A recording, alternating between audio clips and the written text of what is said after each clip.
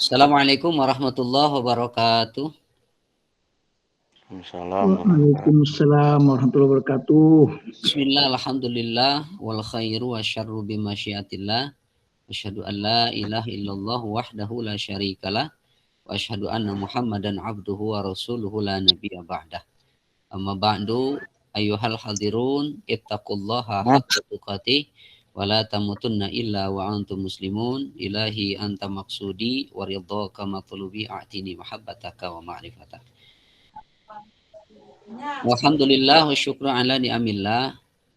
Puji dan syukur mari kita panjatkan kehadirat Allah Subhanahu wa taala yang mana pada sore hari ini di bulan yang sangat mulia ini kita semua bisa berkumpul bersama walaupun via udara atau via virtual, namun tidak mengurangi rasa kehangatan kita dalam pertemuan kita pada sore hari ini. Salawat dan salam, marilah kita sama-sama sanjungkan kepada Nabi kita, baginda Nabi besar Muhammad Sallallahu Alaihi Wasallam. Yang saya hormati Bapak Wakil Ketua Umum DPP FKDT. Yang saya hormati pula Bapak Ketua DPW FKDT Provinsi Jawa Barat, beserta seluruh pengurus yang mungkin saya tidak bisa sebutkan satu persatu, yang alhamdulillah bisa hadir pada kesempatan Jiroyah sore hari ini.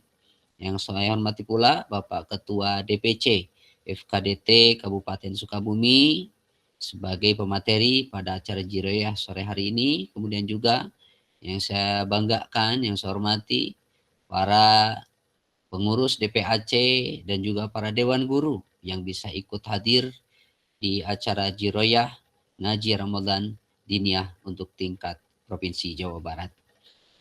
Baiklah Bapak dan Ibu, di momentum yang sangat berbahagia ini, kita dari Kabupaten Sukabumi mendapatkan kesempatan untuk bisa memandu acara Jiroyah ini yang digagas oleh DPW FKDT Provinsi Jawa Barat yang alhamdulillah membawa dampak manfaat yang luar biasa. Kita bisa bersilaturahim sehingga mudah-mudahan berkat silaturahim kita, komunikasi kita bisa lebih intensif lagi, bahkan mungkin kita bisa dipertemukan kembali nanti via darat, tidak hanya via udara, dan bisa berbagi pengalaman, bisa berbagi ilmu untuk kemajuan Madrasah Diniyah di Provinsi Jawa Barat tentunya.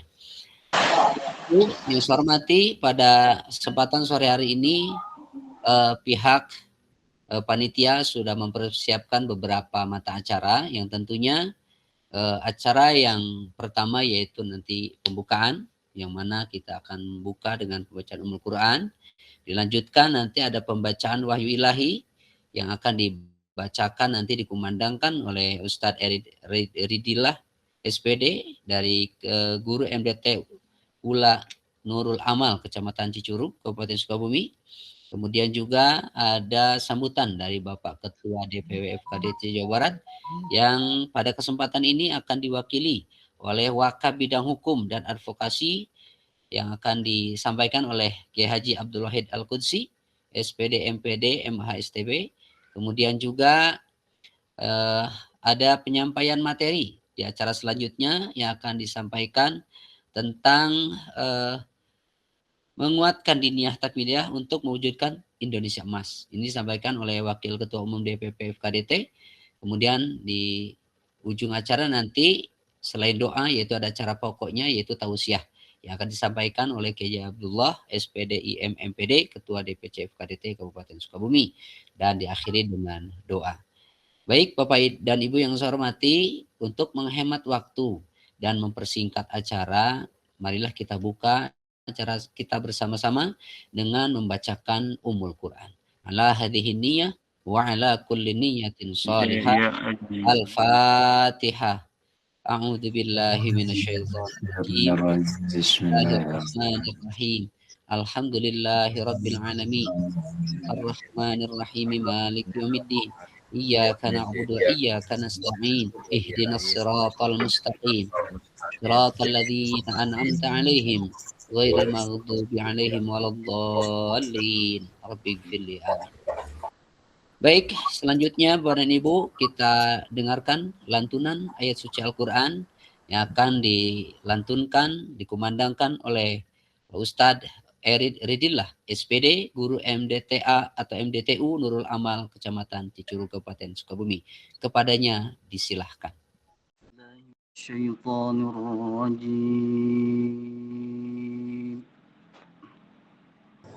Bismillahirrahmanirrahim.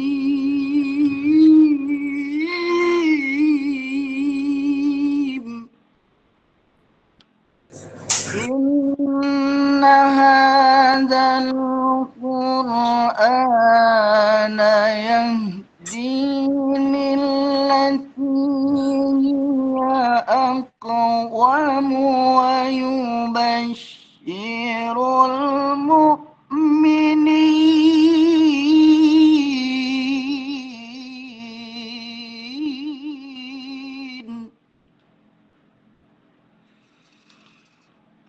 ويبشر المؤمنين الذين يعملون الصالحات أن لهم أجرا كبيرا.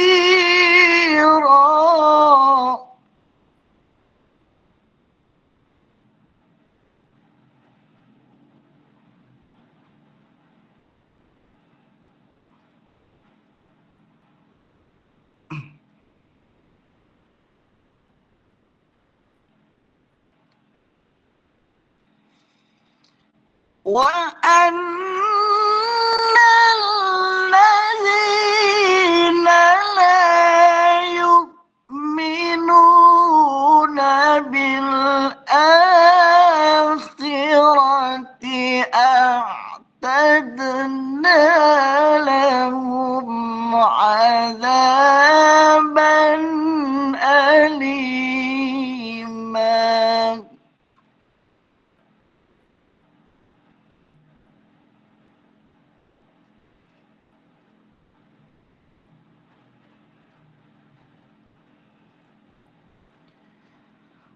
ويدعو الإنسان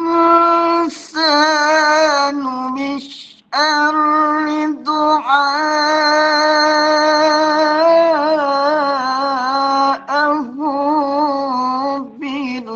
بالخير وكان الإنسان عجولا.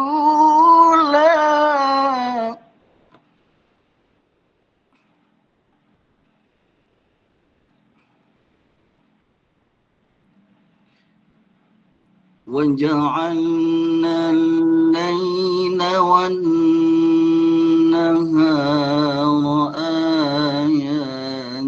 آيتين وجعلنا الليل والنهار آيتين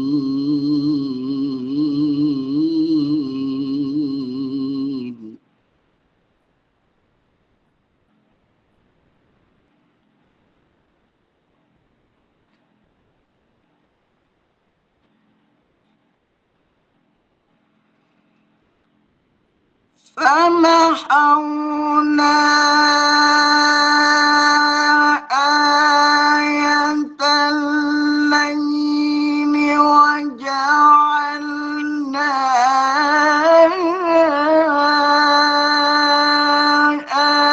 آية النهار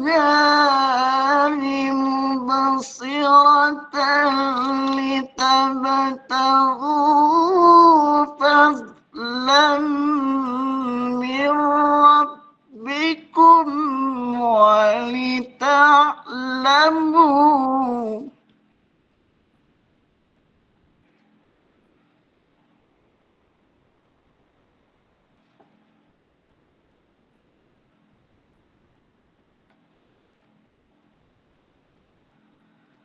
ولتعلموا عدد السنين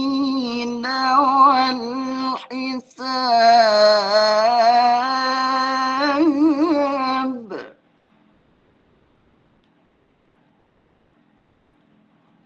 وكل شيء فصلناه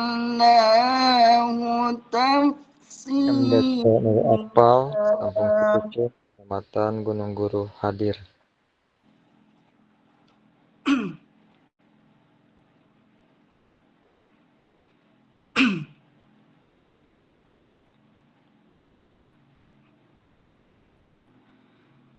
وكل إنسان ألزمناه طائره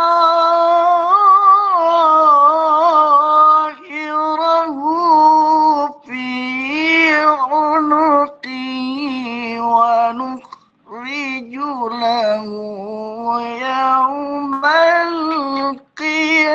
القيامة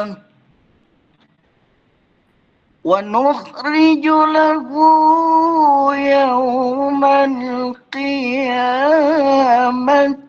كتابا يلقاه منشورا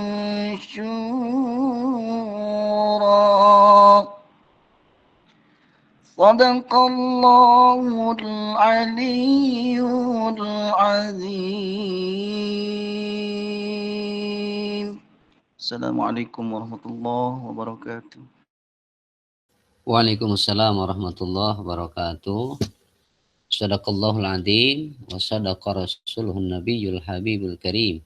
Wa nahnu ala dzalika minasyahidin wa syakirin walhamdulillahi rabbil alamin.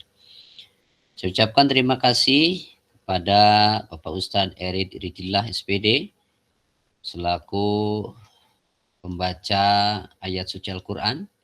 Semoga apa yang dibaca tadi pahalanya dan juga keberkahannya bisa sampai untuk kita semua, dan semoga kita semua, anak-anak kita, para siswa-siswi MDTU itu menjadi anak-anak yang senantiasa cinta kepada Al-Quran.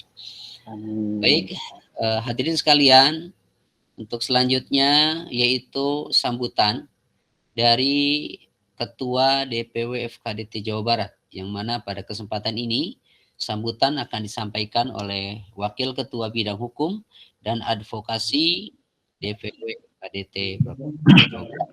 Ada Kiai Haji Abdul Wahid Al-Qudsi, SPD MPD MH STB. Silakan. Assalamualaikum warahmatullahi wabarakatuh. Waalaikumsalam Waalaikumsalam warahmatullahi wabarakatuh.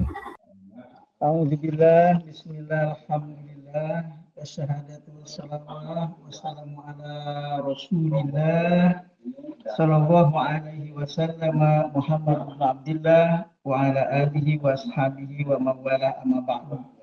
Hadratul mukarramin siyadatil ulama il fudala wal mudarrisin asyurafa wabil khusus Ketua DPW FKDT Jawa Barat Pangersa Kiai Haji Atep Abdul Ghaffar MM, juga nampak Bendahara FKDT Jawa Barat Bapak Kiai Haji Ahmad Syafi'i dari Tasikmalaya, serta ini yang ganteng operator kita Kang Haji Apit dari pengurus FKDT Jawa Barat, mubalik kita yang mulia Pangersa Kiai dari Sukabumi serta seluruhnya. Oh ya, nampak hadir, mohon maaf, Wakil Ketua DPP FKDT Bapak Kiai Asep Eli Gunawan, senior kita, teladan kita, insya Allah. Mudah-mudahan semuanya yang sudah bergabung di link Zoom FKDT Jawa Barat ini senantiasa diberikan kemudahan, kesehatan oleh Allah Subhanahu wa Ta'ala. Gampang milik rezekinya, dan putra-putri, santri-santriwatinya soleh-soleha, sukses-sukses semuanya berhasil fiddin wa dunya wal akhirat. Amin ya rabbal alamin.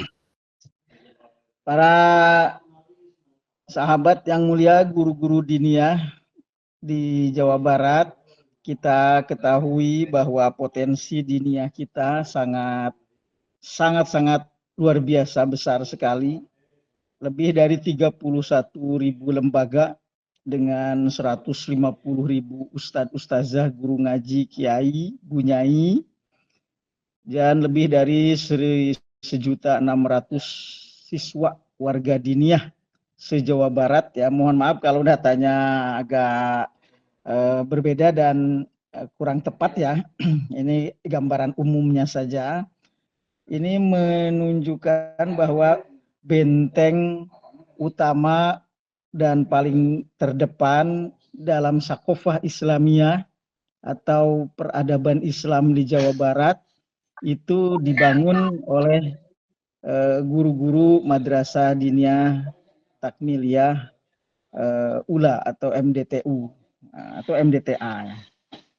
Maka karena itu kami selaku pengurus DPW FKDT Jawa Barat, saya mewakili ketua menyampaikan dan berharap bahwa penguatan nilai-nilai asasiyah ini harus tetap menjadi gelora semangat dan bertahta di sanubari kita, bahwa mendidik anak-anak itu adalah junnah atau perisai bagi keberlangsungan peradaban Islam di masa kita dan di masa generasi-generasi setelah kita, itu anak-anak putra-putri kita semuanya.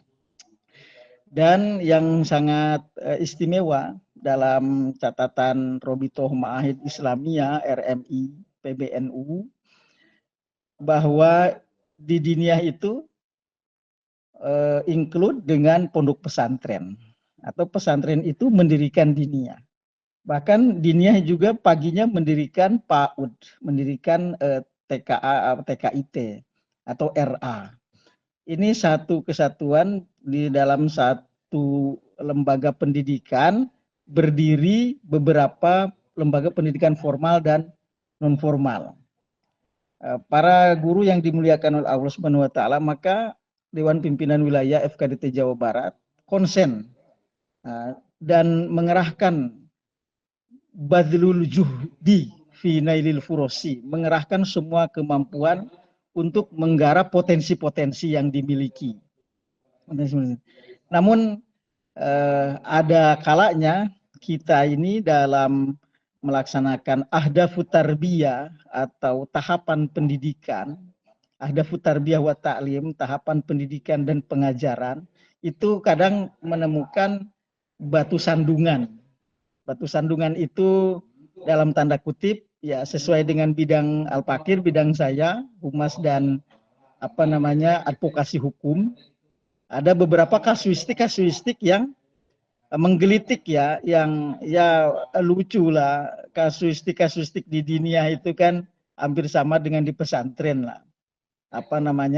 Tindak penindakan yang dianggap berlebihan sehingga tidak diterima dengan baik oleh orang tua murid, bahkan gurunya, ustadznya, ustazahnya, bunyainya akhirnya mengalami pelaporan.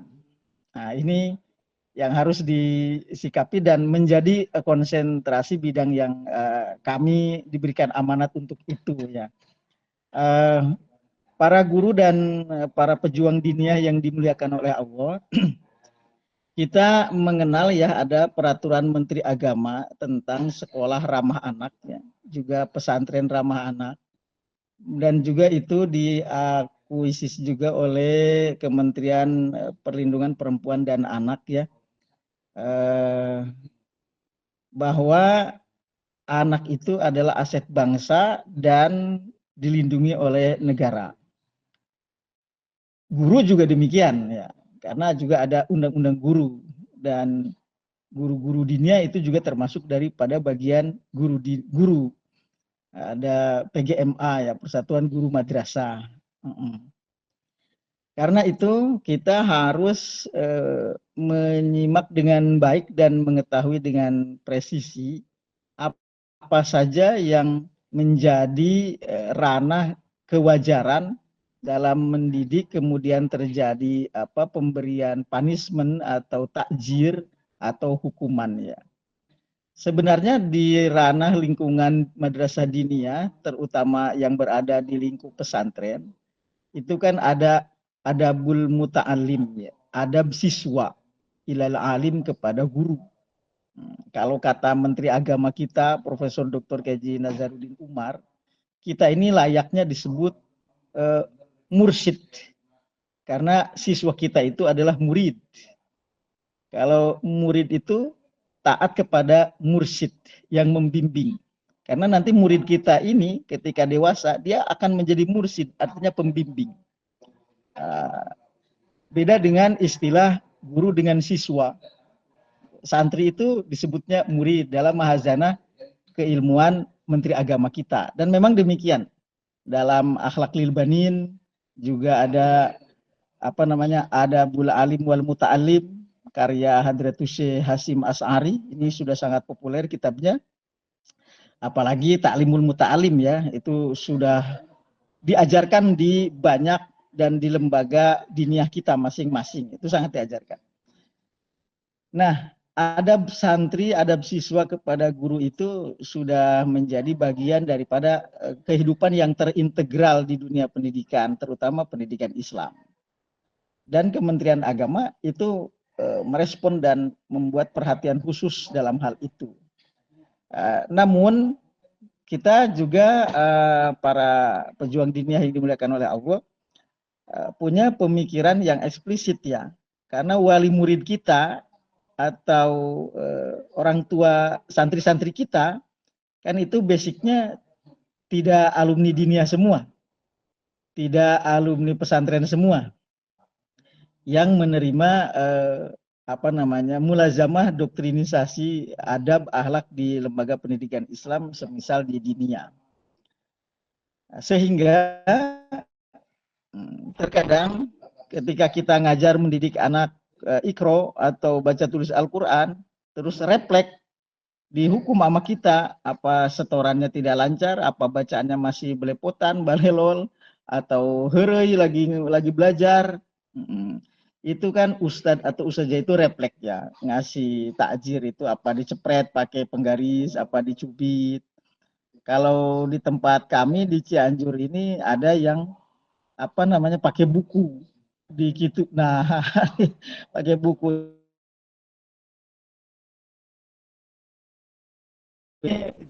dilaporkan ke pihak kepolisian. Yang lebih miris lagi, pelaporan itu diterima, gitu, ya. Terus yang lebih miris lagi, LSM-nya ikut menyudutkan guru diniyah. Ada LSM ikut meributkan guru diniyah, membuat salah. Termasuk yang waktu itu sampai sudah di pengadilan di penjara udah 3 bulan, ya, Pak Ustadz Cecep, ya, di Haurwangi, Cianjur. Itu juga kan ngepret pakai buku itu ke pipi santrinya. Orang tuanya nggak terima. Nah, tapi terkadang suka ada modus, ya, pelaporan itu modus. Akhirnya minta ganti rugi materi. Nah, orang tua itu. Kita, ya, dikasih honor sama lembaga paling 100.000, 200.000 lah sebulan. Mungkin yang bonafit diniyahnya ada yang 500.000 mungkin. Ya alhamdulillah, ya. Ini mendisiplinkan anak berujung kepada pelaporan. Ini pun terjadi di lembaga formal, ya. Terakhir kita saksikan di Jambi, ya, di Tanjung Jabung. Terus Pak Guru Mansur di mana itu? Di Sulawesi. Terus di mana lagi di Jawa ada di Pati. Itu kan dilaporkan. Pendisiplinan anak itu dilaporkan. Nah, mungkin begini, ya, untuk spektrum madrasah diniyah. Nah, diniyah itu kan dibangun oleh harta kiainya, ketua yayasannya, mungkin jual tanah, jual lahan, bangun madrasah diniyah dengan sederhana.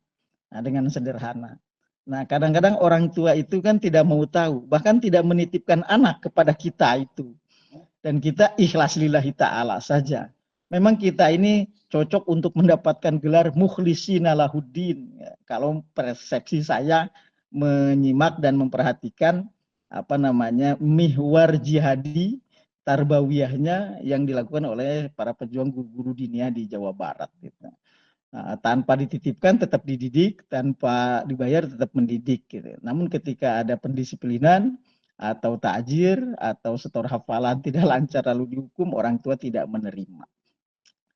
Mudah-mudahan ke depannya DPW FKDT Jawa Barat bisa memfasilitasi advokasi hukum yang dialami oleh beberapa sahabat kita para pejuang diniyah di Jawa Barat tentunya. Tentu luas wilayah yang sangat maksimal ini, yang sangat besar ini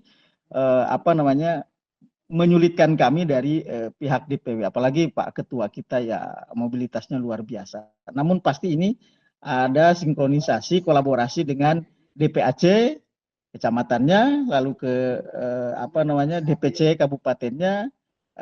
Pasti saya yakin ya, yang namanya guru ngaji dipolisikan atau dikriminalisasi, itu masyarakat berbondong-bondong bakal memberikan pembelaan. Masyarakat tetangga-tetangga kita itu mungkin 1-2 wali murid yang rese, yang mungkin kurang menerima ya dengan realitas kondisi putra mereka. Kan begini para guru ya, sekarang ini kan masuk diniyah, masuk pesantren itu terkadang ada fenomena nitipin anak itu bukan buat soleh, bukan buat solehah atau rajin ibadah gitu ya. Ini ijazahnya bisa diterima enggak? Ijazahnya dipakai enggak? Nanyanya ijazah. Kalau masuk pesantren itu bukan supaya soleh, soleha, rajin ibadah, jadi anak taat, berbakti. Dari sini bisa lanjut kemana ya? Dari sini bisa meneruskan pendidikan kemana ya? Sekarang paradigma itu agak bergeser. Agak bergeser paradigma wali murid itu, orang tua kita itu begitu. Pun demikian sudut pandang mereka-mereka terkait diniyah yang masih sebelah mata. Mungkin sebagian kabupaten belum ada perda diniyahnya. Atau mungkin perdanya sudah ada tapi perhatiannya juga nihil atau kurang maksimal. Di samping itu semua, diniyah itu tetap dibangun oleh swadaya masyarakat. Bahkan oleh pribadi kiainya. Oleh yayasan keluarga Pak Kiainya. Sebagian lah ada yang wakaf produktif ya. Ada yang lelang wakaf, mungkin masyarakatnya sudah terkondisikan pengetahuan tentang sedekah wakaf untuk lembaga jariah pendidikan, lembaga pendidikannya sudah mapan, sudah bagus. Mungkin daerah-daerah pemukiman, kapling-kapling, perumahan-perumahan sudah bagus mungkin ya. Tapi pada intinya diniyah itu adalah milik kita, milik Pak Kiainya, milik kepala sekolahnya, atau wakaf yang kita kembangkan. Karena itu sekalipun kucuran, kocoran, dan kecerahan bantuan berbentuk finansial itu terkadang hanya angin surga saja. Tapi semangat yang ada di dada kita itu semangatnya ruhul jihad. Jihad tarbawi. Kalau kata Kiai Haji Abdurrahman Wahid atau Gus Dur, Presiden RI yang keempat, yang paling ikhlas itu dalam mendidik adalah kiai-kiai kampung. Nah, itu kata beliau. Yang paling ikhlas dalam mendidik itu kiai-kiai kampung, tanpa pamrih, tanpa berharap segala macam. Kiai-kiai kampung itu hadir untuk masyarakat, hadir di tengah-tengah masyarakat, menjadi solusi, menjadi problem solving di tengah masyarakat. Hal yang terkecil, hal yang sangat-sangat kecil, datang ke Pak Kiai, datang ke guru ngaji, datang ke segala macam. Nah, kalau anak-anak kita usia SD itu tidak ngaji, tidak masuk diniyah, maka dipastikan gitu ya, kualitas keagamaannya itu nol. Kualitas keagamaannya. Kalau hanya mengandalkan pendidikan formal di sekolah dasar. Dipastikan itu. Ini ada penelitiannya dari saya ada data P3IM ya, Pusat Penelitian Pendidikan Islam dan Masyarakat Universitas Islam Negeri Syarif Hidayatullah Jakarta. Bahwa di situ disampaikan sampel sekitar 43.000 sekian ya santri di pondok pesantren itu bisa ngajinya itu di madrasah diniyah. Jadi santri pesantren itu bisa ngaji Al-Qur'annya dari madrasah diniyah. Kan rata-rata masuk pesantren itu lulus SD ya. Umum itu. Mau pesantren salafiyah, mau pesantren terpadu modern itu lulus SD masuk pesantren. Dan itu syarat masuknya harus bisa ngaji Al-Qur'an. Bisa ngaji Al-Qur'an. Dan ngaji Al-Qur'an itu yaitu di diniyah, yaitu di lembaga kita. Maka dari awal tadi saya sampaikan menjadi junnatul ula, perisai pertama taksisut tarbiyah al-islamiyah di Indonesia. Pembangunan moral pendidikan agama Islam di Indonesia itu ada di madrasah diniyah. Nah, kami selaku pengurus Dewan Pimpinan Wilayah FKDT Provinsi Jawa Barat mengapresiasi dan mudah-mudahan bisa melakukan advokasi ya. Ada hal-hal yang sifatnya pelaporan hukum atau yang menjerat guru diniyah dilaporkan oleh wali murid, saya diamanati oleh ketua untuk ikut mengadvokasi hal-hal tersebut. Ya nanti sama Kang Apit silahkan nomor saya lah di-share kepada kawan-kawan lah. Insya Allah kita kedepannya juga DPW FKDT membentuk LBH diniyah. Karena ini kebutuhan. Tidak boleh guru ngaji itu dikriminalisasi. Supaya kita ini fokus mengajar, ikhlas mengajar, dan serius, semangat jihad tarbawi mendidik anak-anak putra-putri kita menuju generasi emas. Apalagi Jawa Barat ini ada program luar biasa ya. Pancawaluyanya Gubernur Jawa Barat ini sudah kolaborasi dengan DPW FKDT Jawa Barat kemarin ya di Rakerwil ya. Di Rakerwil kemarin sudah dicantumkan beberapa program strategis menuju pencapaian itu. Nah, sekali lagi saya Abdul Wahid Al-Kursi, Wakil Ketua FKDT, DPW FKDT Jawa Barat, Bidang Humas dan Advokasi Hukum, menyampaikan apresiasi yang luar biasa kepada sahabat-sahabat para pejuang diniyah. Selamat berjuang, selamat menempuh perjuangan yang lika-liku yang luar biasa di diniyah. Semoga tidak terganggu dengan hal-hal yang sifatnya insidentil. Dan mudah-mudahan kita semua diberikan kemudahan oleh Allah Subhanahu wa taala dalam menjalankan amanah yang luar biasa ini, yaitu mendidik generasi emas, generasi Indonesia, generasi Islam, generasi madrasah diniyah di Jawa Barat. Terima kasih, punten waktunya terlalu melebar karena kangen sekali nih kepada kawan-kawan diniyah. Mudah-mudahan kita bisa berjumpa di lain waktu. Demikian, hatur nuhun. Wassalamualaikum warahmatullahi wabarakatuh. Waalaikumsalam. Waalaikumsalam warahmatullahi wabarakatuh. Baik, terima kasih Kiai yang sudah menyampaikan begitu gamblang terkait bagaimana perjalanan guru diniyah di era hari ini. Tentunya memang tidak terlepas dari hal yang disampaikan tadi. Semoga ini sangat mencerahkan kepada kita semua. Bapak dan Ibu, sebelumnya saya sampaikan untuk bisa mengisi link absen yang mana linknya sudah disematkan di kolom komentar. Silakan link absennya diisi untuk sebagai bukti kehadiran kita. Kemudian juga sebelumnya saya sampaikan ucapan terima kasih yang sebesar-besarnya yang sudah mendukung kepada kegiatan Ciroyah ini, ngaji Ramadan diniyah untuk tingkat Provinsi Jawa Barat. Saya ucapkan terima kasih kepada STIB Al-Jabar. Kemudian saya ucapkan terima kasih juga kepada Sarung Diniyah. Saya ucapkan terima kasih pula kepada Bandung Raya TV dan juga kepada Bank BSN. Semoga segala sesuatu yang menjadi motivasi, dukungan untuk acara kegiatan kita hari ini menjadi amal baik, menjadi amal soleh yang diterima oleh Allah Subhanahu wa taala. Bapak dan Ibu yang saya hormati, untuk selanjutnya yaitu paparan materi, yang mana materi yang pertama akan disampaikan oleh Bapak Wakil Ketua Umum DPP FKDT, yang mana ini akan disampaikan langsung oleh Bapak Haji Asep Eli Gunawan SPDI MAG. Kepada yang terhormat Bapak Haji Asep Eli Gunawan SPDI MAG, kepadanya disilahkan. Baik, terima kasih. Assalamualaikum warahmatullahi wabarakatuh. Waalaikumsalam warahmatullahi wabarakatuh. Sampurasun. Hampir. Alhamdulillahillazi anzalal qur'ana hudal linnas wa bayyinatin minal huda wal furqan.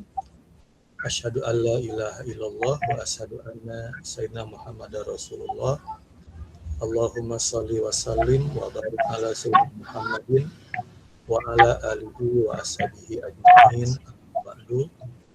Wa qala Allah ta'ala fil Qur'anil Karim, a'udzu billahi minasyaitonir rajim. Innallaha yuhibbul ladzina yuqatiluna fi sabilihi shaffa ka'annahum bunyanun marsus. Al-ayat. Yang kami hormati dan kami muliakan Ketua DPW FKDT Jawa Barat yang tadi diwakili oleh Wakil Ketua Bidang Advokasi beserta seluruh jajaran DPW FKDT Jawa Barat, para ketua beserta seluruh jajaran pengurus DPC FKDT se-Jawa Barat, para ketua DPAC Ranting FKDT se-Jawa Barat,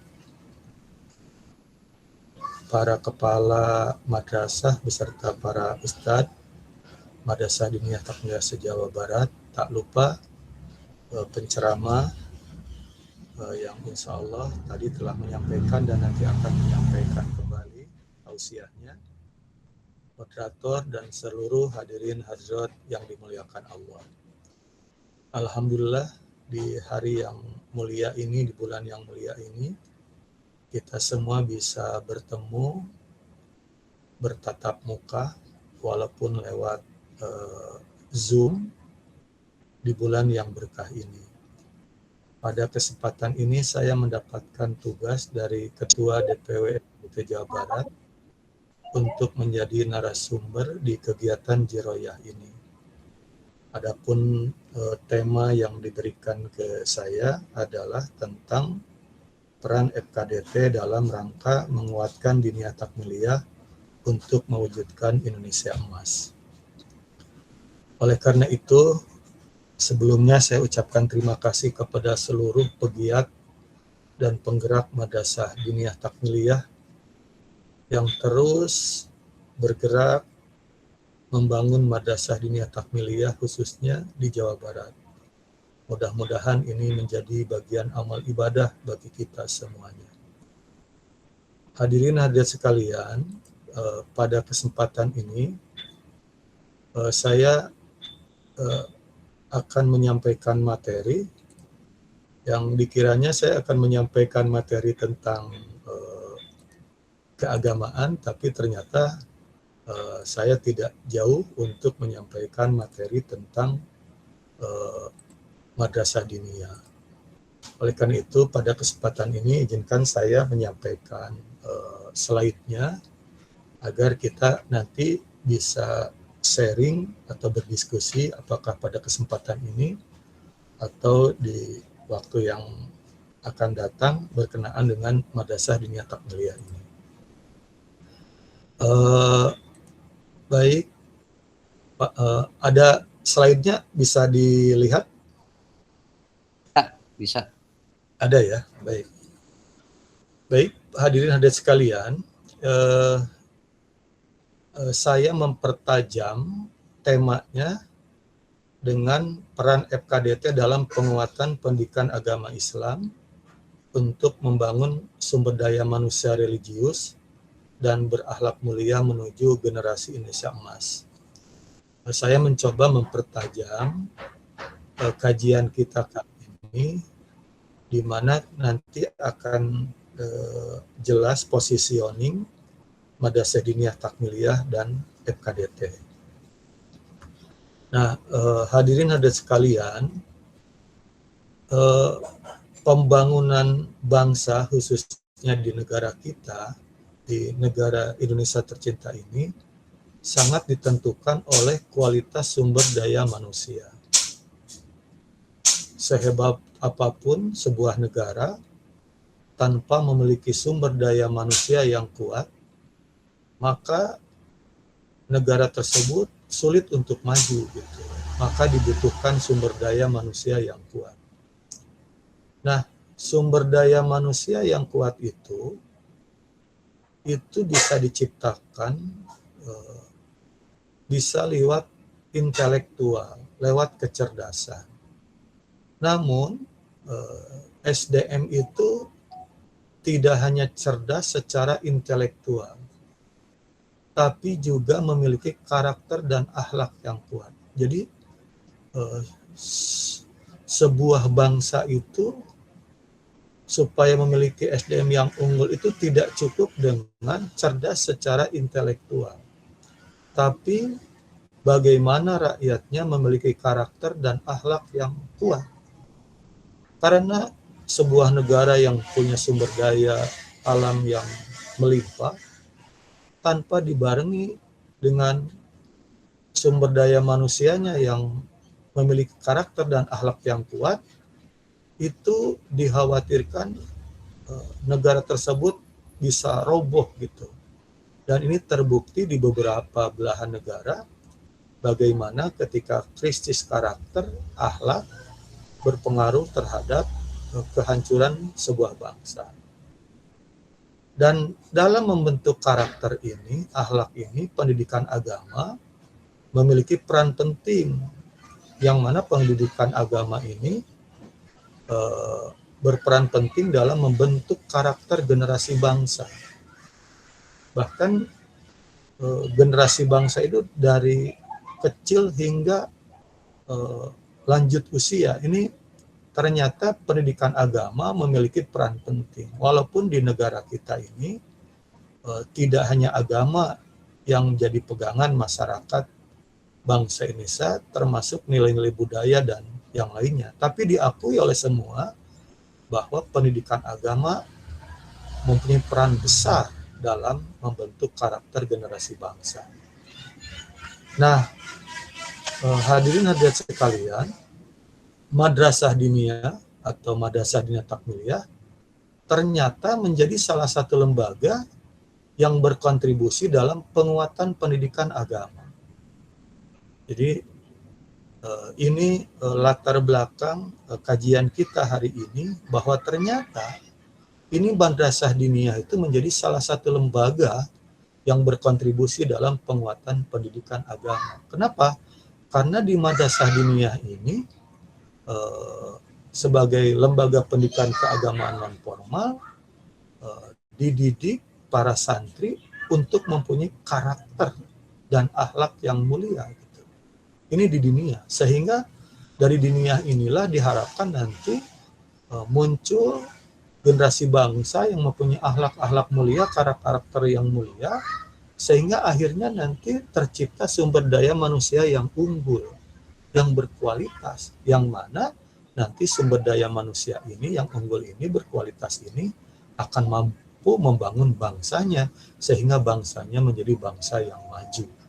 Itu yang menjadi latar belakang kajian kita kali ini. Nah, namun hadirin hadirat sekalian, ternyata dalam membangun sumber daya manusia itu tidak mudah. Banyak tantangannya. Di antaranya adalah pertama, krisis moral dan karakter generasi muda. Bahkan generasi awal, bukan hanya generasi muda. Hari ini kita menyaksikan bagaimana krisis moral, dekadensi moral terjadi di mana-mana. Bagaimana mengeluhnya seorang kepala sekolah atau guru ketika moral ini, karakter ini menjadi salah satu hal yang sulit dibentuk di sekolah atau di madrasah masing-masing. Saya punya pengalaman datang ke satu madrasah Islam, itu sekolah Islam madrasah. Dulu di gerbang sekolahnya itu punya tulisan jargon, selamat datang di madrasah penggodokan akhlak dan life skill gitu.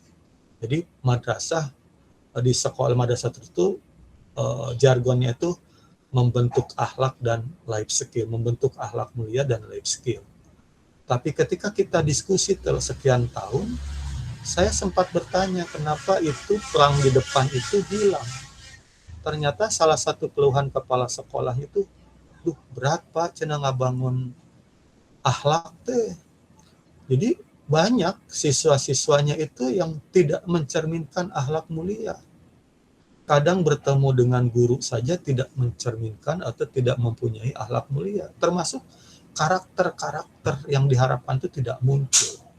Maka kita berdiskusi bahwa tidak boleh seorang kepala sekolah, seorang guru putus harapan. Visi misi itu harus ada. Kalaupun tidak terbentuk akhlak mulia, karakter yang bagus, maka harus dicari konsolusinya. Bagaimana akhlak itu bisa terbentuk, bukan dihentikan visi misinya. Gitu. Itu yang pertama. Yang kedua, pengaruh globalisasi dan budaya digital. Bagaimana hari ini tantangan dalam membangun sumber daya manusia itu adalah globalisasi. Bagaimana dunia global ini berpengaruh masuk ke dalam rumah-rumah, bahkan kamar-kamar masyarakat Indonesia. Bagaimana seorang anak tidak pergi ke Amerika, tidak pergi ke Korea, tapi budaya Korea itu masuk gitu ke kamar-kamar tersebut. Jadi saya banyak menyaksikan hari ini anak-anak tuh senangnya cosplay dan lain-lainnya itu apa? Karena itu pengaruh globalisasi. Begitu mudahnya gitu. Anak-anak kita ingin meniru kebiasaan orang luar gitu. Termasuk budaya digital. Bagaimana hari ini seorang guru kesulitan memisahkan anak didiknya dari budaya digital yang tidak baik. Bahkan seorang orang tua banyak yang mengeluh. Jadi anaknya itu tidak bisa dia jauhkan dari yang namanya gadget gitu. Dan ternyata yang dia pegang itu bukan budaya yang bagus. Budayanya itu kadang anak-anak itu main game atau lihat pertunjukan-pertunjukan yang mungkin manfaatnya kurang gitu. Ini budaya digital. Terus tantangan yang lainnya menurunnya nilai-nilai spiritual dan etika. Hari ini, Bapak Ibu sekalian, ternyata nilai-nilai spiritual pun mengalami penurunan juga. Termasuk etika. Dulu, murid itu kalau bertemu guru, begitu hormatnya kepada guru sampai nggak berani berpapasan di jalan dengan gurunya. Murid banyak yang cium tangan. Tapi hari ini, cium tangan ke guru itu kadang jarang dilihatnya. Bahkan kadang gurunya itu dia tabrak gitu, dia labrak ketika berpapasan itu. Ini tantangan gitu. Termasuk kesenjangan pendidikan agama di masyarakat. Pendidikan agama di masyarakat di beberapa tempat ini mengalami krisis, khususnya di masyarakat perkotaan atau masyarakat modern. Ini tantangannya, yang mana jarang ada pengajian, atau karena kesibukan pulangnya, karena kerja pulangnya jam 10 malam, tidak ketemu, tidak bisa pengajian, dan ini terjadi kesenjangan pendidikan agama di masyarakat. Inilah tantangan-tantangan dalam membangun SDM bangsa kita. Nah selanjutnya, maka berangkat dari latar belakang tantangan, maka negara ini sebetulnya memandang penting adanya pendidikan agama, khususnya agama Islam bagi pemeluk agama Islam yang mayoritas di negara kita adalah negara Islam, negara yang berpenduduk Muslim gitu. Sehingga penting adanya pendidikan agama Islam. Masyarakat menganggap penting, negara menganggap penting adanya pendidikan agama Islam. Kenapa? Karena tadi tantangan masyarakat sadar, negara sadar tentang tantangan problematika dalam membangun SDM. Maka dimunculkanlah pendidikan agama Islam dan masyarakat itu butuh terhadap pendidikan agama Islam. Kenapa? Pendidikan agama Islam tentunya menanamkan keimanan dan ketakwaan. Tentu itu membentuk akhlak mulia, membimbing kehidupan sosial yang harmonis dan teruji. Dengan pendidikan agama yang bagus, kehidupan sosial itu akan harmonis dan juga menumbuhkan etos kerja dan tanggung jawab. Bagaimana nilai-nilai pendidikan agama Islam itu menumbuhkan etos kerja dan tanggung jawab. Ini pentingnya pendidikan agama Islam. Nah, mohon maaf saya agak cepat menyampaikannya karena biar kita tuntas menyampaikan materi ini. Nah, sehingga hadirin sekalian, pendidikan agama Islam itu diharapkan atau disadari oleh seluruhnya termasuk negara kita bahwa pendidikan agama Islam itu adalah sebagai pembentuk karakter. Di pendidikan agama Islam itu dibangun nilai-nilai yang baik. Apa saja diantaranya? Kejujuran. Bagaimana di dalam pendidikan agama Islam itu diajarkan, dididik anak supaya jujur, dididik supaya disiplin, dididik supaya tanggung jawab, punya kepedulian sosial, integritas moral. Itu disampaikan dalam pendidikan agama Islam yang tujuannya adalah membentuk karakter anak bangsa dengan nilai-nilai yang baik ini. Nah, itulah fungsi pendidikan agama Islam. Namun kembali Bapak Ibu sekalian, dalam pendidikan agama Islam, khususnya pendidikan agama Islam di lembaga pendidikan formal, di sekolah-sekolah, atau di madrasah sendiri, itu ternyata mengalami berbagai permasalahan. Ada problematika di pendidikan agama Islam kita ini. Ini berbagai penelitian, saya dengan teman-teman kebetulan saya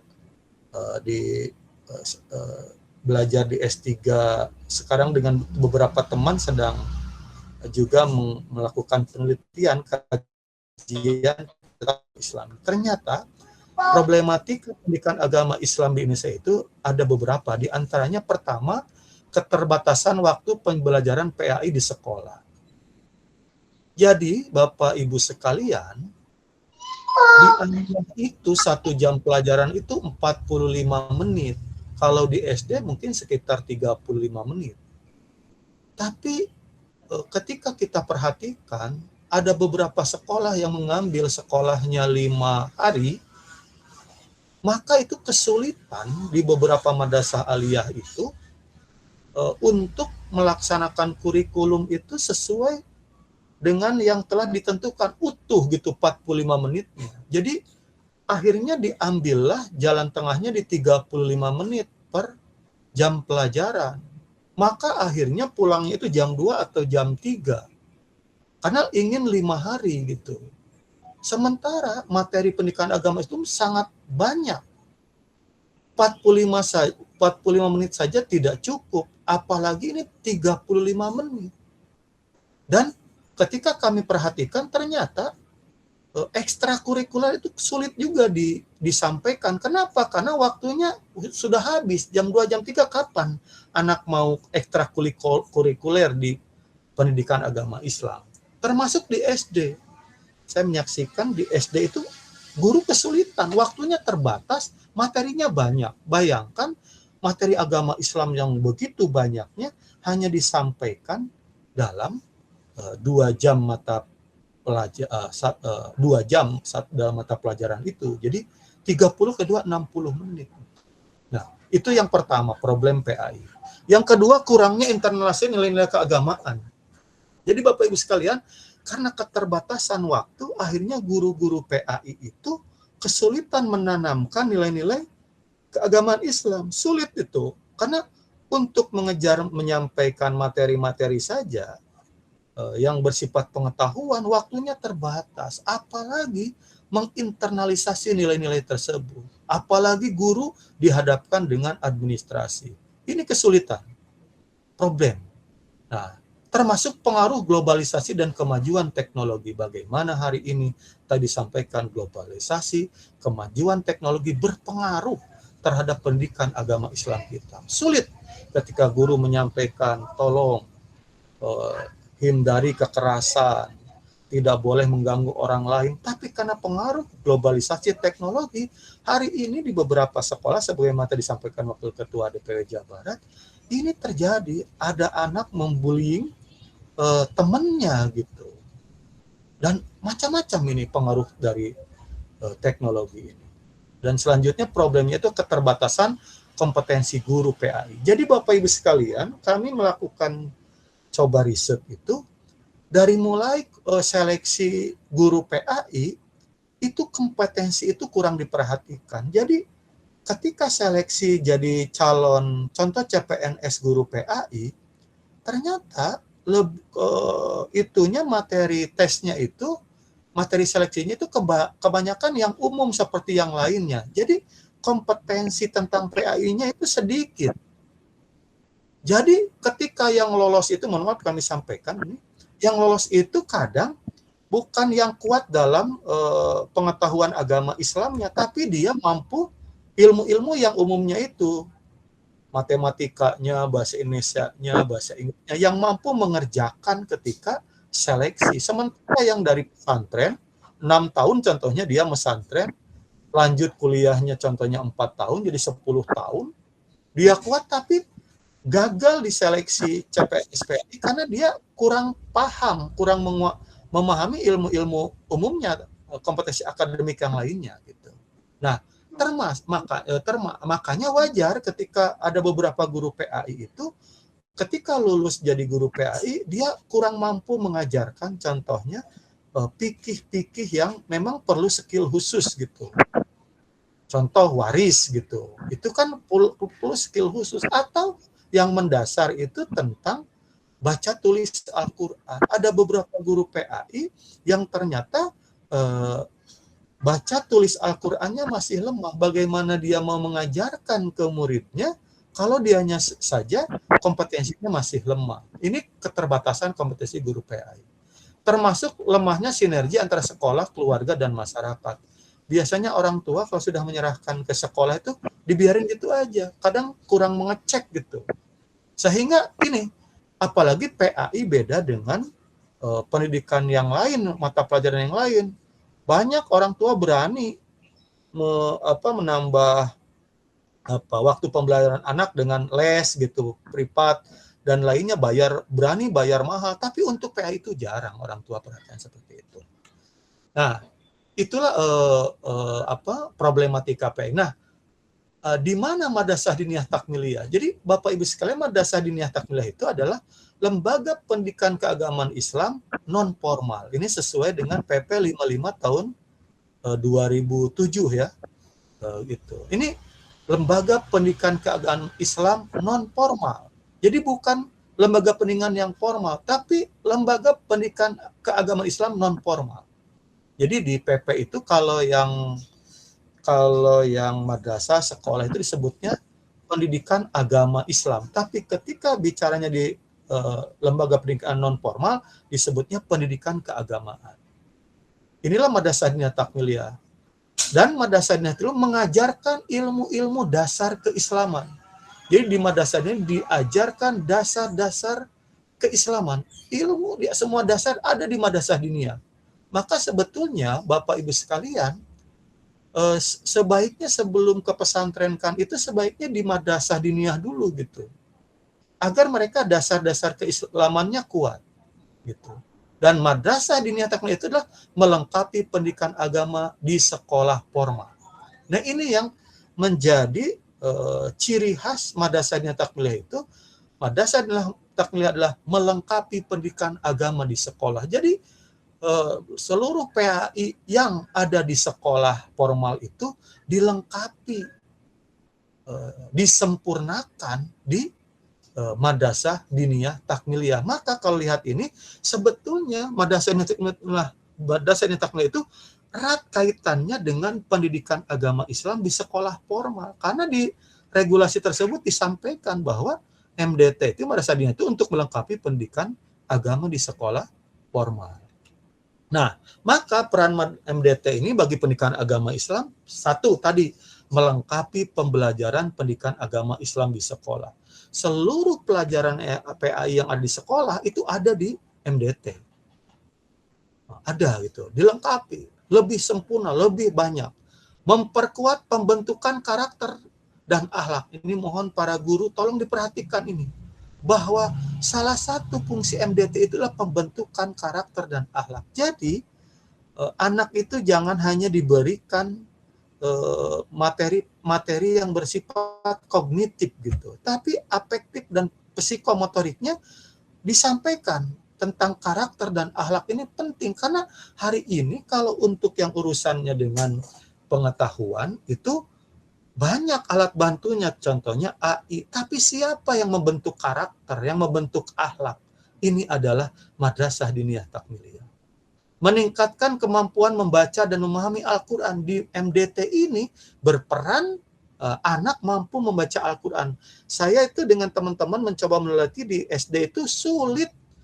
Bagaimana kemampuan baca tulis Al-Quran anak didik itu naik, sulit itu. Yang bisa itu di MDT, di Madrasah Diniyah Takmiliyah. Kenapa? Karena tiap hari ketemu, sebelum materi yang lain disampaikan gitu. Baca tulis Al-Quran dulu. Menanamkan pemahaman dasar ilmu keislaman tadi disampaikan, dan membantu internalisasi nilai-nilai agama dalam kehidupan. Di diniyah itu disampaikan. Maka di Madrasah Diniyah itu bagaimana sebelum masuk itu di beberapa diniyah itu anak dibariskan, disuruh disiplin dulu. Kadang ada yang kukunya diperiksa, setelah itu masuknya cium tangan, setelah itu duduknya yang rapi, sampaikan duduk saja diajarkan tata caranya. Inilah khas Madrasah Diniyah Takmiliyah yang tidak diajarkan di sekolah formal. Termasuk bagaimana di diniyah itu adab kepada orang tua, kepada sesama diajarkan, dan bukan hanya diajarkan, itu menjadi takdib, menjadi adab. Jadi kalau Naqib Al-Atas menyampaikan tidak cukup dengan tarbiyah, tidak cukup dengan taklim, tapi harus dengan takdib. Itulah pendidikan Islam gitu. Itu. Nah, maka materi pendidikan masa diniyah itu yang kita ketahui ada Al-Quran hadis, ada fikih, akidah akhlak, sejarah kebudayaan Islam, dan bahasa Arab. Yang mana materi tersebut membentuk kepribadian Islami peserta didik. Ini yang 5 atau 7 ini, maka nanti itu akan membentuk kepribadian Islami, keimanan yang kuat. Jadi punya akidah yang kuat, memahami syariah dan mampu melaksanakan syariah dengan baik, termasuk akhlak, bagaimana berhubungan dengan sesama yang baik. Inilah materi pendidikan di Madrasah Diniyah Takmiliyah yang akan membentuk kepribadian Islami.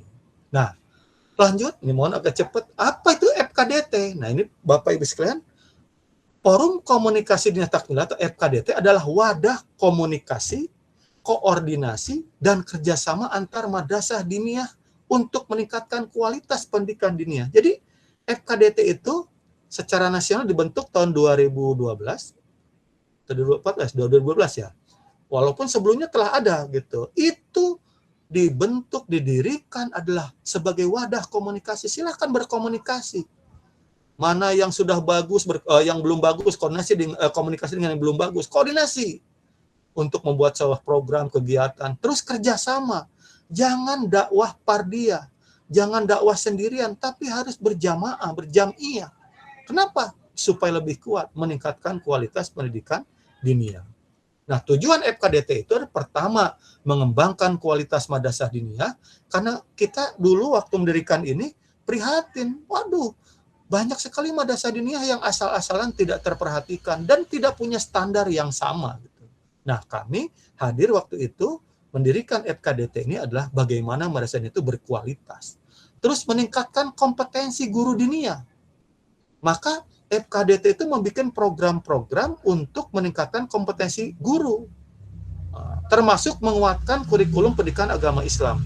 Jadi di Jawa Barat ini sudah sampai hari ini dari awal kita itu sudah penguatan kurikulum, sudah bikin bahan ajar, termasuk metode-metode yang bagus dalam menyampaikan materi di Madrasah Diniyah Takmiliyah. Dan tujuan FKD itu adalah menjadi mitra pemerintah dalam pengembangan pendidikan diniyah. Jadi urusan pemerintah itu banyak, tapi pemerintah itu banyak yang ingin memperhatikan madrasah diniyah. Nah, karena ada keterbatasan itu, maka FKD itu menjadi mitra memperhatikan madrasah diniyah agar madrasah diniyah kualitasnya naik. Nah, inilah pentingnya ada FKDT. Tapi kalau diniyah bekerja sendiri-sendiri, Al-Ikhlas, Miftahul Ulum, atau apapun sendiri, itu sulit. Tapi kalau bergabung dalam satu wadah di FKDT, ini akan menjadi kekuatan yang besar. Apalagi hari ini Jawa Barat sudah mencapai lebih dari 30.000 gitu lembaganya. Nah, maka peran strategis FKDT, tolong ini para pengurus FKDT, diperhatikan ini. Pertama, penguatan kelembagaan madrasah diniyah. Nah, ini saya melihat di beberapa tahun ini agak kurang ini penguatan kelembagaan madrasah diniyah. coba bikin program-program untuk menguatkan kelembagaan madrasah diniyah. Dari segala aspek, dari manajemen, dari yang 8 standar itu sebaiknya dibuat program-program agar madrasah diniyah ini lebih kuat gitu, sarana prasarana, standar isi, standar proses gitu. Itu coba dibuat program-program yang benar-benar bisa menguatkan lembaga madrasah diniyah, karena FKD itu hadir itu untuk membantu madrasah diniyah agar lebih kuat gitu. Yang kedua, pengembangan kurikulum pendidikan agama Islam. Nah, saya berharap FKD itu di seluruh Indonesia, khususnya Jawa Barat ini, coba bagaimana kurikulum ini dikembangkan. Dulu kita, ingat saya tahun berapa itu di Hotel Karangsetra di Bandung itu, kita itu sampai menghadirkan guru-guru PAI, diskusi dengan kita bagaimana agar kualitas PAI di sekolah formal itu di SD itu kuat, naik, dibantu oleh madrasah diniyah takmiliyah. Maka kita itu menghadirkan waktu itu bahan ajar yang sudah dikomben ya, sudah memperhatikan mata pelajaran pendidikan agama Islam di sekolah. Nah, hari ini coba dikembangkan kurikulum itu, termasuk metode-metodenya. Gitu. Jadi jangan sampai hari ini monoton gitu. Ini. Yang ketiga, peningkatan kompetensi gurunya. Ini gurunya harus terus ditingkatkan karena banyak guru-guru yang masih lemah, contoh pengajaran bahasa Arab, pengajaran sejarah, termasuk yang lainnya. Ini FKDT harus hadir gitu, bantu mereka agar mereka bisa menjadi guru-guru yang hebat. Termasuk penguatan jaringan antar lembaga pendidikannya. FKDT harus hadir. Bagaimana jaringan-jaringan itu bisa membantu membesarkan lembaga diniyah. Maka saya senang ketika seperti kegiatan ini banyak sekali lembaga-lembaga yang membantu kegiatan ini. Nah, maka Bapak Ibu sekalian, FKDT dalam penguatan pendidikan agama Islam ini pertama mengkoordinasikan kegiatan pendidikan diniyah. Jadi Anda yang diamanati untuk menjadi pengurus FKDT, Anda harus menjadi koordinator dalam kegiatan pendidikan diniyah. Anda itu harus menjadi orang terdepan. Bagaimana mengkoordinasikan seluruh kegiatan di diniyah ini. Yang kedua, mengembangkan program pembinaan guru. Ini coba, saya senang dulu di beberapa daerah itu ada yang contoh kumpul-kumpul, mengadakan workshop, bagaimana metode pembelajaran itu diramu sedemikian rupa, dipanggil gurunya, contoh metode materi akhlak dengan lewat nadoman gitu. Bahasa Arab dibuat dengan nadoman, atau mungkin saja juga dengan membuat semacam drama atau lain. Itu di pendidikan akhlak itu sangat bagus, atau dalam sejarah. Ini coba dalam rangka pembinaan guru agar guru itu tidak bosan gitu mengajarnya terus, makanya perlu guru itu ditingkatkan kualitasnya. Terus meningkatkan kualitas pembelajaran agama tadi agar lebih berkualitas. Jadi bagaimana anak-anak itu datang ke madrasah diniyah itu senang, nyaman. Jangan menjadi beban. Paling ke papang hidujeng si bapak eta masuk popolotot. Nah, itu mungkin harus kita hindari. Hari ini bagaimana pendidikan di madrasahnya, kualitas pembelajarannya naik gitu, meningkat. Termasuk menyebarkan nilai-nilai Islam yang moderat. Ini FKDT punya peran yang cukup sangat besar untuk menilaikan nilai-nilai Islam yang moderat. Karena bagaimana kita ini, anak-anak kita itu menjadi orang-orang yang punya pemikiran tawasud gitu, pertengahan gitu. Jadi jangan sampai lulusan diniyah itu menjadi orang yang malah menyalahkan muslim yang lain gitu, apalagi mengkafirkan. Nah, ini FKDT harus hadir dalam penguatan nilai-nilai Islam yang moderat. Nah, maka Bapak Ibu sekalian, melalui pendidikan keagamaan ini, FKDT berkontribusi dalam membentuk SDM yang berakhlak mulia, berintegritas, memiliki etos kerja, memiliki kesadaran sosial, dan karakter-karakter lainnya. Nah, maka ketika latar belakang yang tadi saya sampaikan ini terjawab sebetulnya lewat madrasah diniyah, termasuk lewat FKDT-nya. Karena FKDT punya tugas yang mulia, membangun akhlak mulia, berintegritas, etos kerja, kesadaran sosial, dan nilai-nilai yang lainnya yang baik.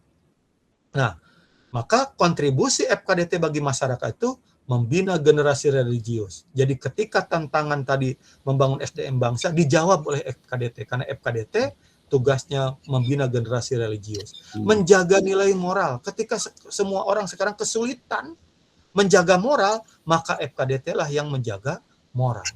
Menguatkan pendidikan keagamaan. Mohon maaf nih, ketika sekarang banyak sekolah yang berguguran, sekolah formal itu banyak berguguran, apalagi dengan beberapa kebijakan gitu. Nah, hari ini FKDT masih eksis, maka pendidikan keagamaan itu berharap besar di dunia, maka FKDT lah kontribusinya harus nampak, termasuk membentuk masyarakat yang berkarakter. Kang Haji punten waktasna. Haji Abdullah jadi ya, nuhun. Nah, demikian yang bisa saya sampaikan. Mohon maaf apabila ada kekurangan dan kehilapan.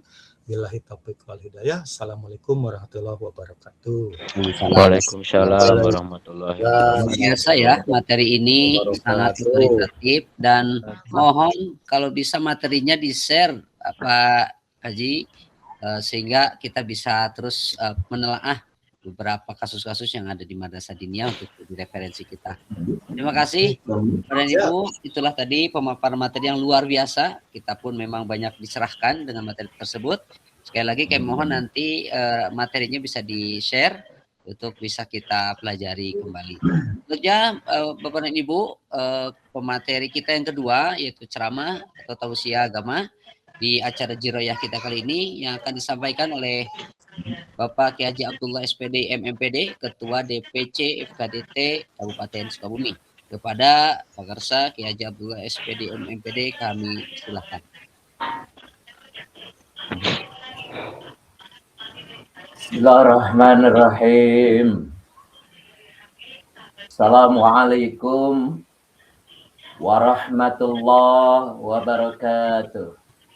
Waalaikumsalam warahmatullahi wabarakatuh. Assalamualaikum wa ala ibadillah sholihin. Asyhadu la ilaha illallahul malikul haqqul mubin. Wa asyhadu anna Muhammadan abduhu wa rasuluhu shadiqul wa'dil amin. Allahumma shalli wa sallim wa karrim wa adim wa barik ala sayyidina Muhammadin wa ala alihi wa sahbihi ajma'in. Qala Allah Ta'ala fi kitabihil karim wa huwa asdaqul qailin. A'udzu billahi minasy syaithanir rajim. Bismillahirrahmanirrahim. Wal yakhshal ladzina law taraku min khalfihim dzurriyyatan di'afan khafu 'alaihim falyattaqullaha wal yaqulu qawlan sadida.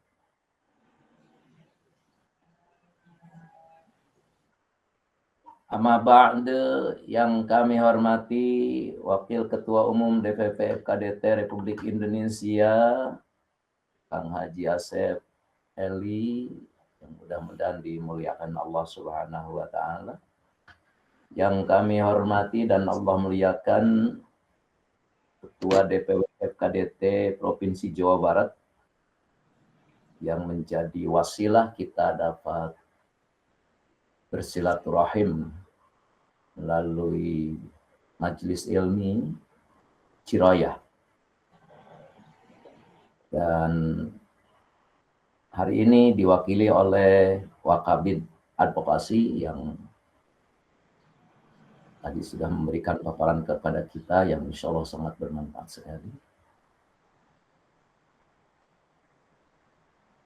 Para ketua DPC FKDT Kabupaten se-Jawa Barat, para ketua DPAC FKDT Kecamatan se-Jawa Barat, para satid wal asatidah Madrasah Diniyah se-Jawa Barat yang senantiasa beramal untuk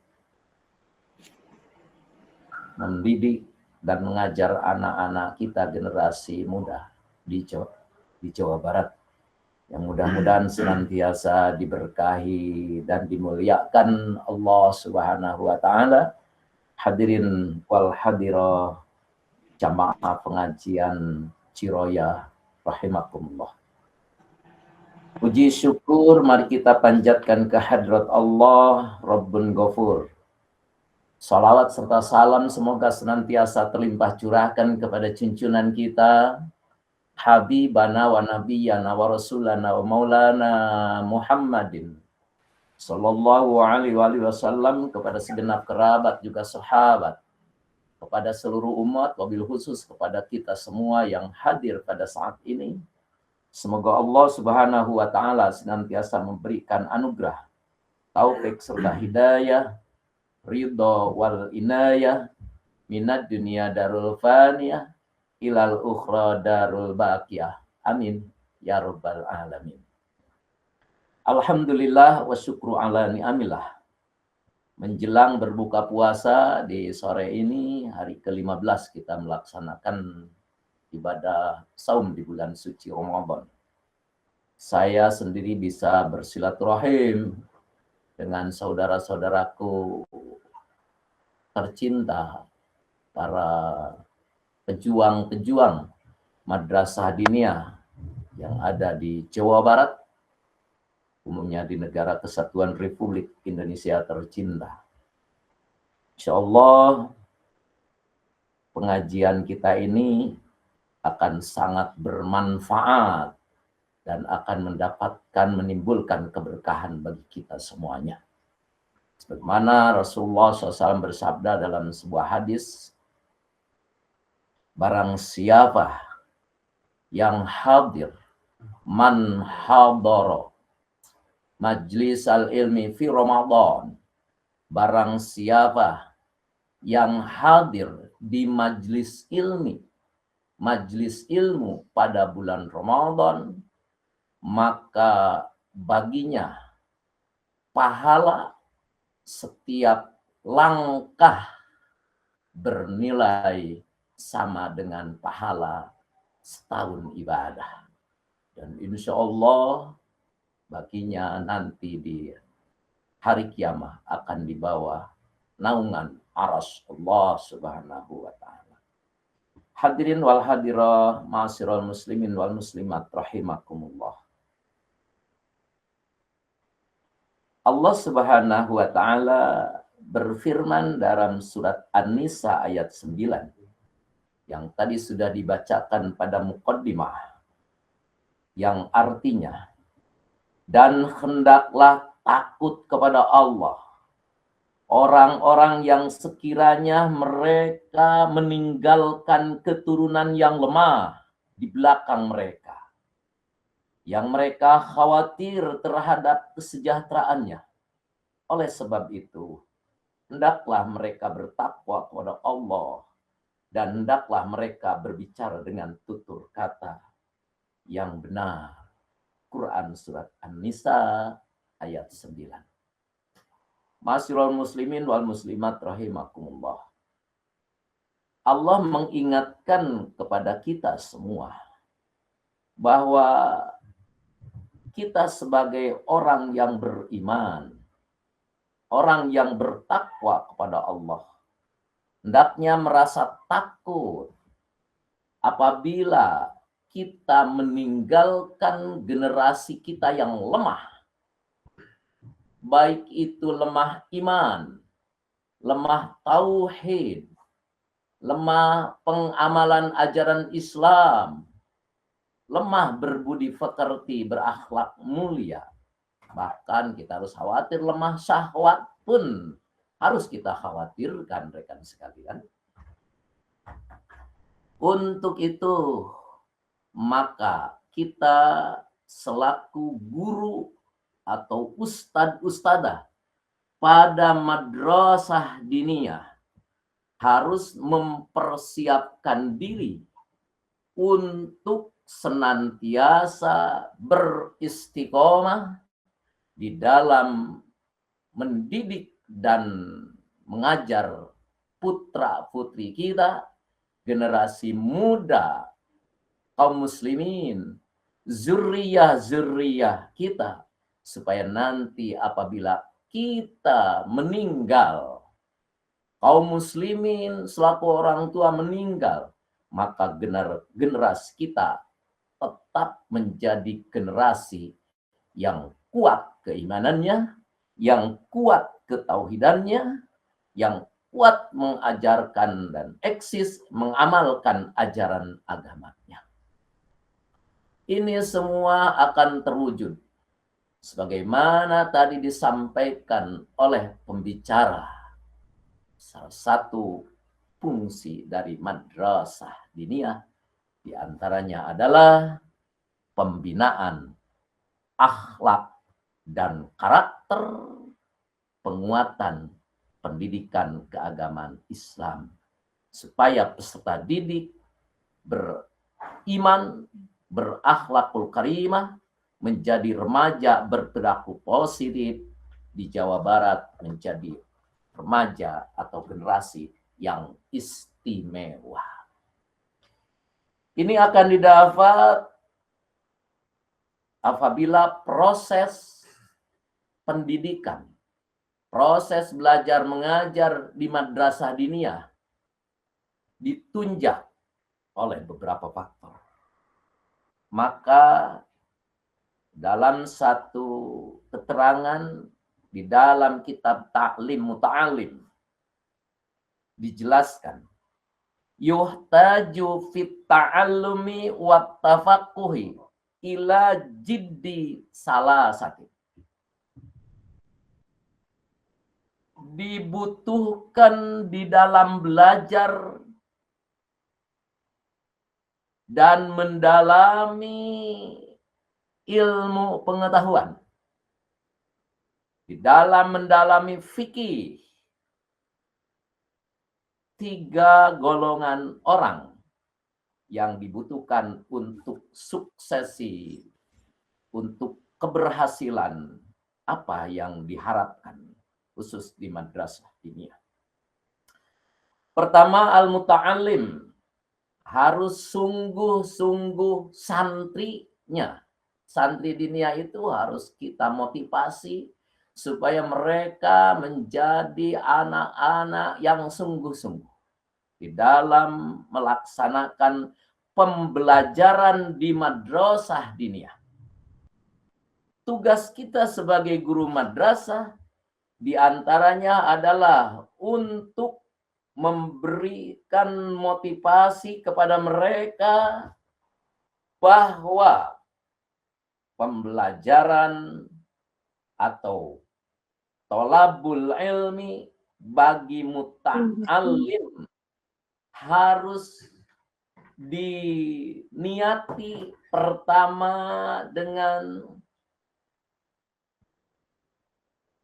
tolabil ilmi ridallahi wa darul akhirah.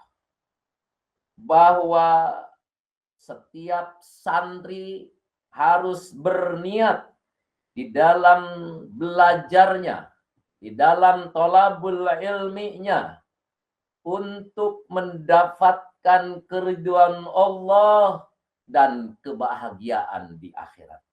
Ini kita sebagai guru harus kita tanamkan supaya anak-anak didik kita berniat di dalam mempelajari ilmu, di dalam belajar di madrasah diniyah untuk mendapatkan ridho Allah dan mendapatkan kebahagiaan di akhirat. Ini tugas kita sebagai guru madrasah.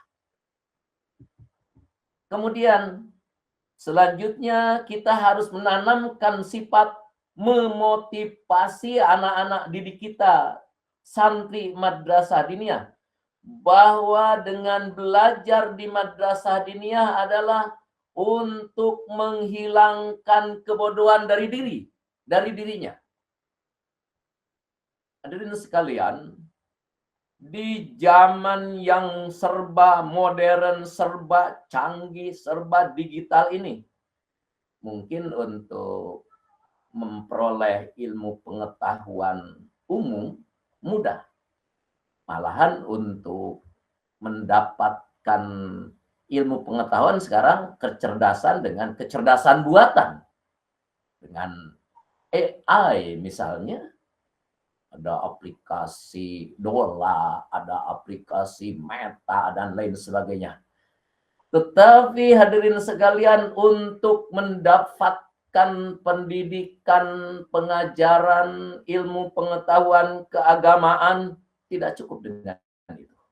Tetap harus ada interaksi, proses belajar mengajar antara siswa dan guru. Dan tidak cukup dengan itu juga untuk keberhasilan siswa dalam mendapatkan ilmunya, hadirin sekalian, tetap siswa atau santri tidak terlepas dengan menghormati, mengagungkan gurunya. I'lam anna talibal ilmi la yanalul ilma wa la yantafi'u bihi illa bita'dimil ilmi wa ahlihi wa ta'dimil ustadi wa tauqirihi. Ketahuilah, kalau seandainya santri madrasah diniyah ingin mendapatkan ilmu dan ilmunya ingin bermanfaat, maka mereka harus dididik, diajari untuk memuliakan dan mengagungkan ilmu, memuliakan dan mengagungkan ahli ilmu, terutama memuliakan dan mengagungkan guru. Ini yang harus kita tanamkan. Karena di zaman ini sudah banyak anak-anak yang sudah kurang menghormati gurunya, kurang menghargai gurunya, kurang takzim kepada gurunya. Salah satu tugas kita adalah untuk menanamkan sikap supaya mereka, siswa-siswi, santri-santriat madrasah diniyah ini selalu takzim kepada guru. Wa min ta'dimil ilmi ta'zimul ustadi. Sebahagian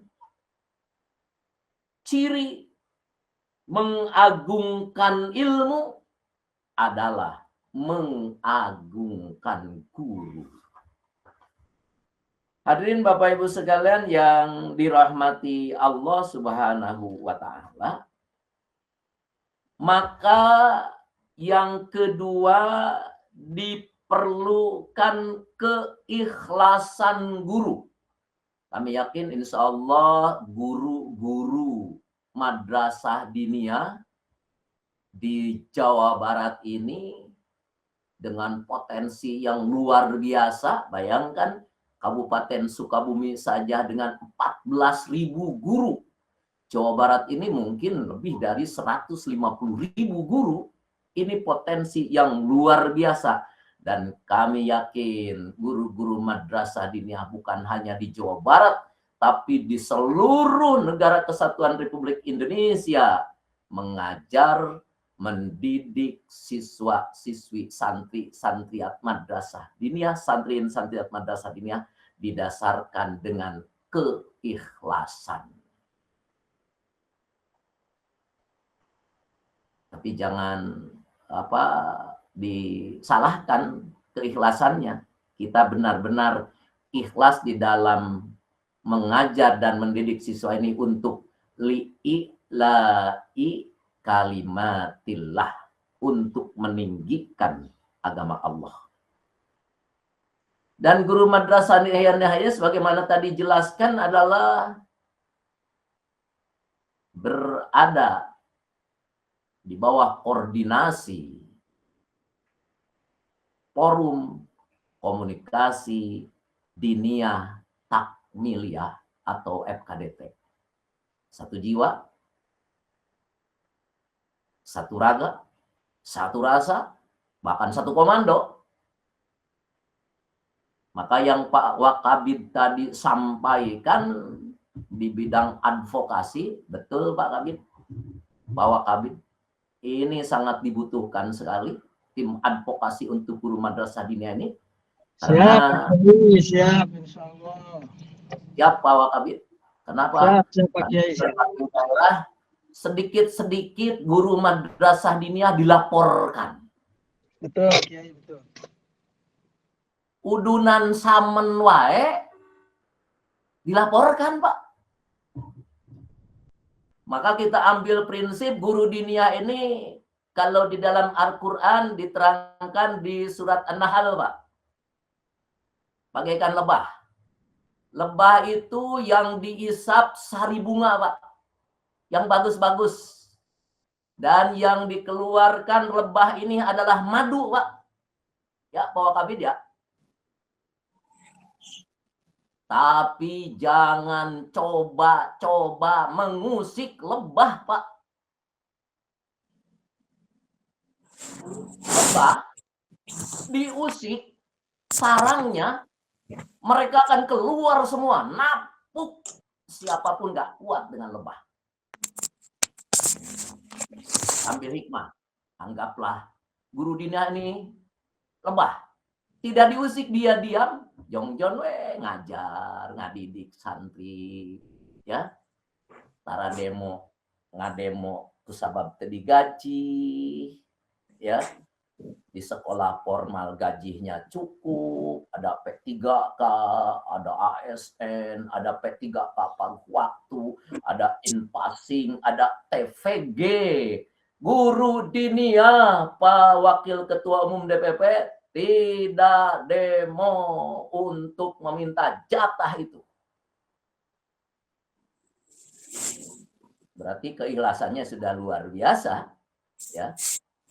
Sudah luar biasa keikhlasannya. Kami yakin, insya Allah, lembaga pendidikan yang kita cintai, madrasah diniyah ini, baik di Jawa Barat maupun di seluruh negara kesatuan Republik Indonesia, insya Allah akan sukses mendidik anak-anak generasi kita, keturunan-keturunan kita, menjadi anak-anak yang soleh dan soleha, waladun solehun yad'ulah. Insya Allah. Kenapa?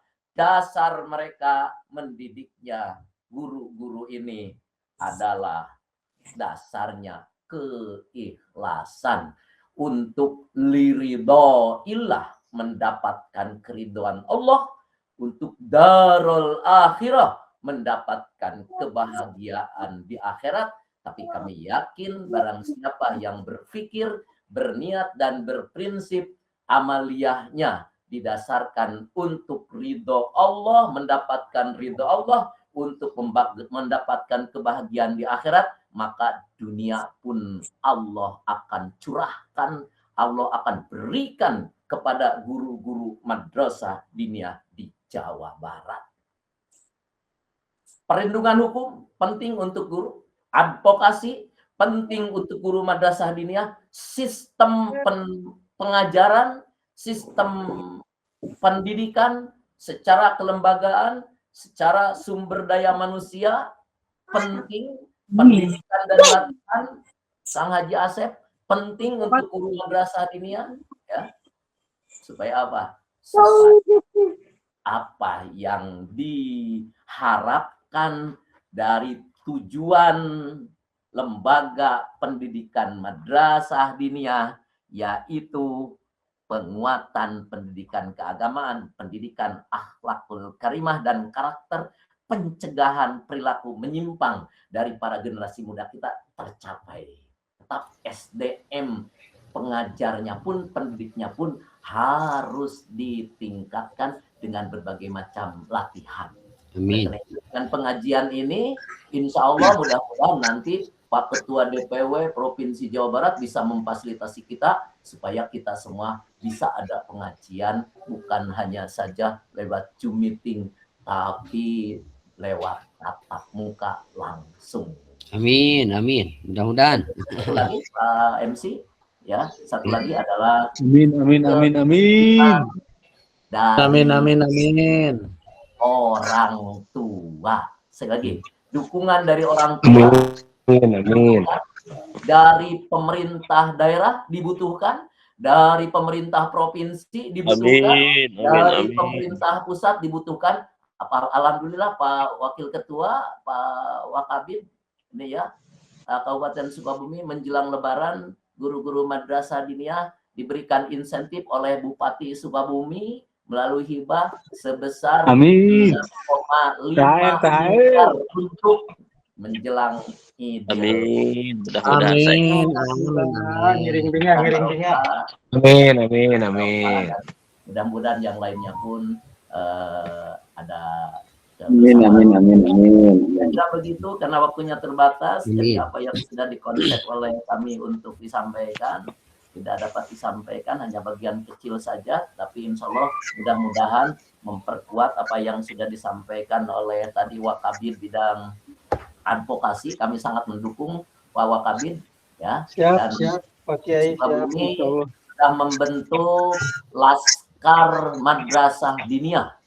Ya, sudah membentuk Laskar Madrasah Diniyah.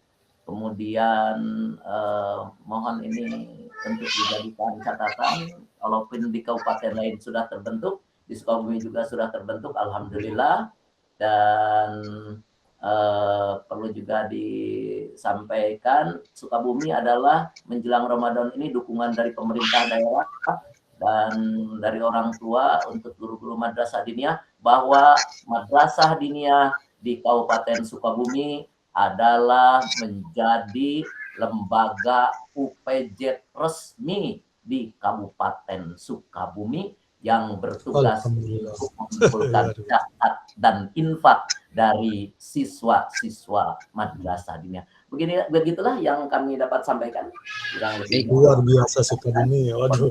Ada manfaatnya, insya Allah kita ada keberkahan, dan mudah-mudahan kita semua senantiasa diberikan curahan anugerah oleh Allah Subhanahu wa taala. Allahumma innaka afuwun karim tuhibbul afwa fa'fu 'anna. Amin. Innaka afuwun karim tuhibbul afwa. Amin. Innaka afuwun karim tuhibbul afwa. Amin.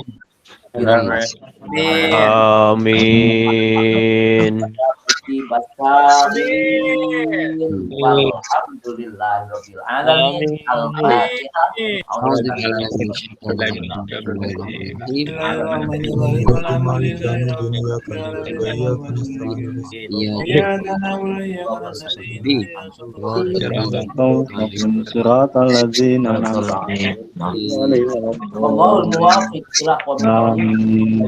Assalamualaikum warahmatullahi wabarakatuh.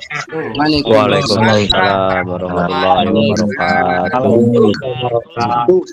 Terima kasih Pak Haji Abdullah SPD MMPD selaku pemateri pada sore hari ini. Beliau sebagai Ketua DPC FKDT Kabupaten Sukabumi yang alhamdulillah selain materi juga menyampaikan beberapa capaian-capaian yang sudah dilaksanakan di DPC FKDT Kabupaten Sukabumi. Bapak Ibu yang saya hormati, kami mohon maaf karena memang melewati batas waktu yang sudah dijadwalkan, namun insya Allah waktu yang lewat ini juga bermanfaat untuk kita semua. Dan juga mudah-mudahan apa yang tadi disampaikan tadi oleh para pemateri pertama dari Wakil Ketua Umum DPP FKDT Republik Indonesia, alhamdulillah begitu luar biasa paparannya, dan juga dari Pak Kiai Haji Abdullah juga luar biasa. Semoga menjadi ilmu yang berkah dan bermanfaat untuk kita semua untuk menjadi pejuang-pejuang di madrasah diniyah. Baiklah Bapak Ibu, untuk mengakhiri saya selaku pembawa acara mohon maaf jika memang banyak sekali kekurangan dalam memandu acara dari awal sampai akhir. Semoga acara ini bisa bermanfaat untuk kita semua. Kita tutup dengan pembacaan hamdalah. Alhamdulillah. Perhatian, mohon maaf atas kesalahan. Wallahul muwafiq ila aqwamit thoriq. Wassalamualaikum warahmatullahi wabarakatuh. Waalaikumsalam warahmatullahi wabarakatuh.